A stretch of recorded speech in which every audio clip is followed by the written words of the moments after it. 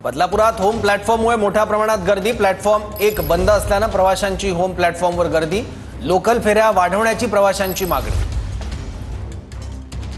बदलापूरमध्ये home प्लॅटफॉर्मचं काम सुरू आहे आणि पलट क्रमांक 1 जर आपण बघितला तर एक साईड बंद केल्यामुळे जे प्रवासी आहेत, जे चाकरमाने आहे मुंबईकडे जाणारे, त्यांची मोठी गर्दी आपल्याला या ठिकाणी पाहायला मिळतात। आपण जर बघितलं, ही जी लोकल आहे ही मुंबईवरून बदलापूरला लोकल आले आणि सकाळचे जे चाकरमानी वर्ग आहे ते कामाला जाण्यासाठी ही लोकल पकडत असतात।